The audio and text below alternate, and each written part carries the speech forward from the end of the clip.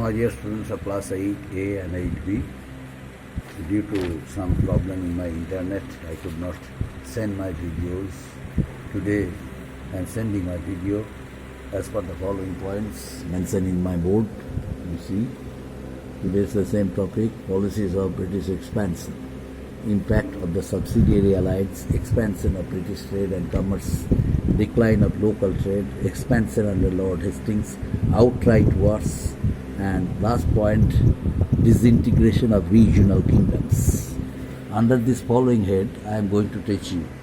First point, impact of subsidiary alliance. Already I have explained some impacts of the subsidiary alliance. Now I am going to explain the remaining part of the impacts of the subsidiary alliance. Subsidiary alliance had a negative effect in the country. Why? Because the people did not accept it, and some of them, not only the rulers but people also did not accept it.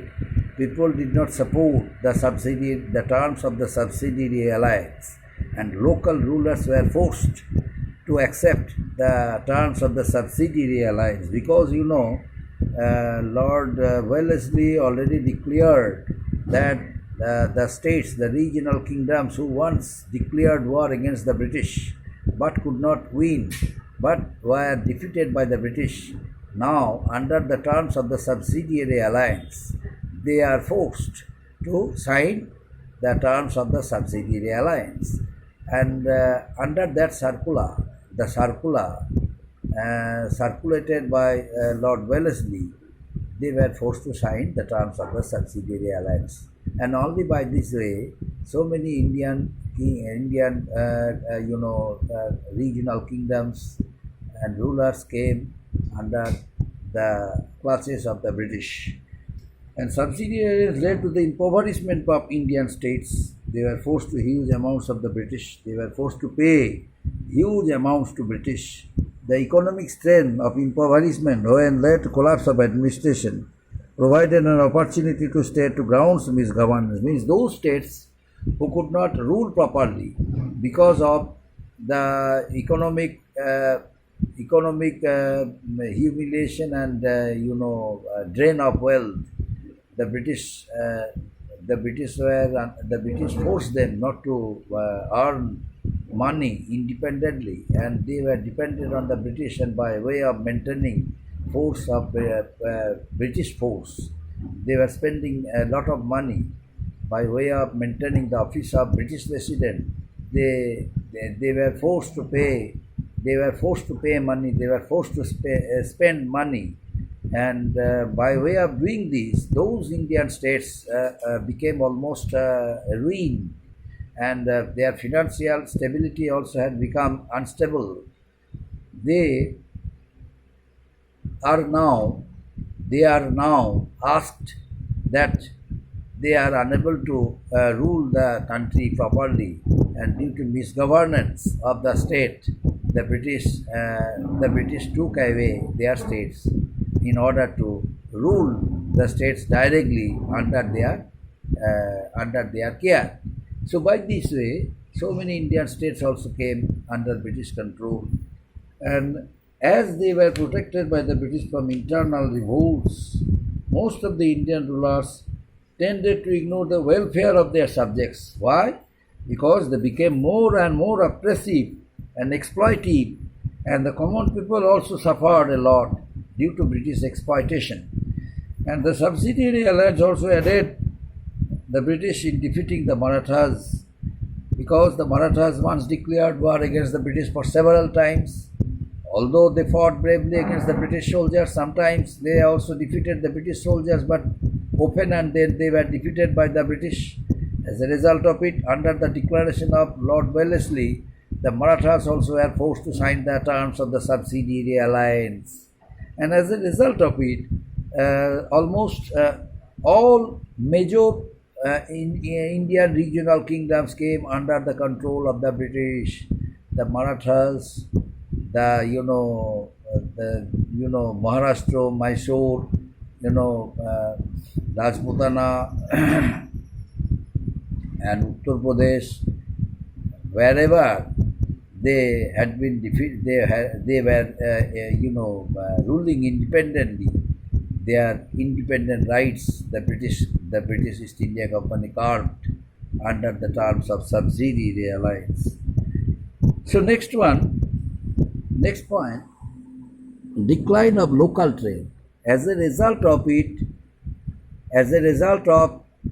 the drawbacks of subsidiary alliance, the local Indian trades also was declined. The local, craftsmen, local, artisans who were involved in their professions were earning money.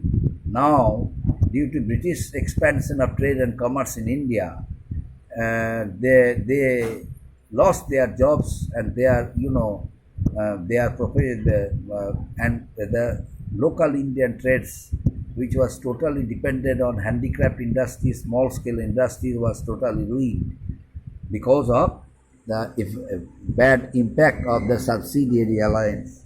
And next point, expansion under Lord Hastings. Expansion under Lord Hastings. Lord Hastings became the Governor General of Bengal in the year 1813. He adopted a vigorous forward-looking policy and waged wars extensively. His aggressive and imperialistic policies paved the way for the general expansion of British Empire in India. Lord Hastings, the bad impact of the subsidiary alliance and the discontentment of the Indian rulers and the people of India reached East India Company headquarters, England.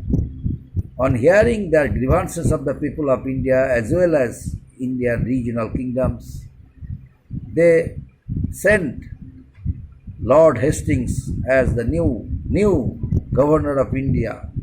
As a Governor General of India, Lord Hastings changed the former policy of Lord Wellesley, and he declared a new policy. What was it?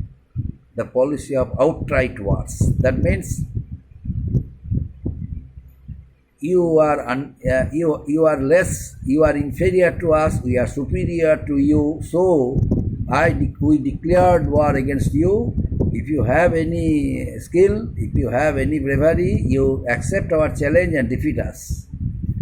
And we shall defeat you and then occupy your territories, so that no one can criticize further that the Britishers forcefully occupied their territories.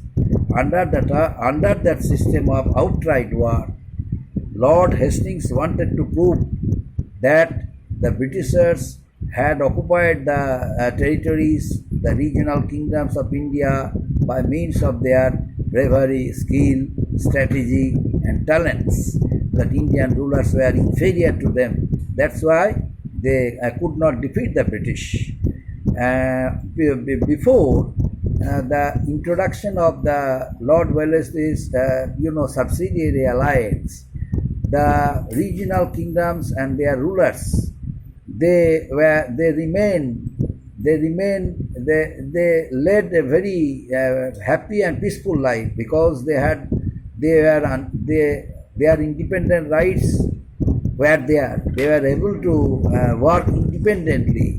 There was no British interference. But after the introduction of subsidiary alliance by Lord Wellesley, under the terms of the subsidiary alliance, the Indian regional kingdoms felt they all forcefully signed.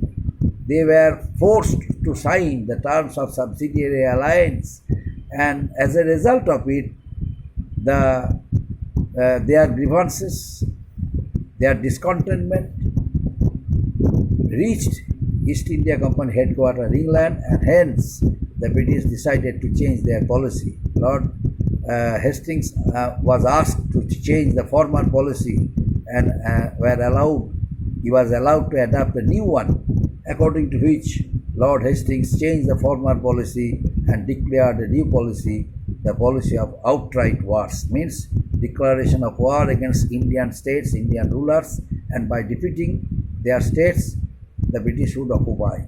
The British would occupy, and no one would have any grievance against the British. The Britishers would proudly proclaim that the Indian states, the regional kingdoms, they had occupied by means of their skills and talents and bravery and strategy. Lord Hastings, the policy of outright wars also is known as policy of paramountcy. Policy of paramountcy, the authority decided to occupy Indian states, and then they decided to expand Indian territories, their territories in India. So Lord Hastings and his successors followed the same policy, the outright policy of war, and annexed Indian territories and expanded the British territories in India. Several Indian regional kingdoms like the Marathas, the Mysore, the Punjab, these were the states brought under the British rule through military conquest. That means, as a result of it, that incident took place. Outright wars showed a new way of repercussion, new way of achievements for the British East India Company. As a result of it, disintegration of regional kingdoms. So many regional kingdoms who were thinking that they would strengthen their power and ultimately they would fight against the British, but they had no right to do so under the terms of subsidiary alliance. They neither could meet any foreign power, nor they could invite anyone else to talk to solve their problems. And there was a British resident, there was a group of soldiers, British soldiers, and they were supposed to maintain it. That's why they had no right to declare war. As a result of it, they all had become weak. But their grievances, the shortcomings of the subsidiary alliance, this news reached East India Company. As a result of it, Lord Hastings came and introduced a new policy, the policy of paramountcy, outright wars, and the successors of Lord Hastings, they also followed the same policy and extended British territories in India.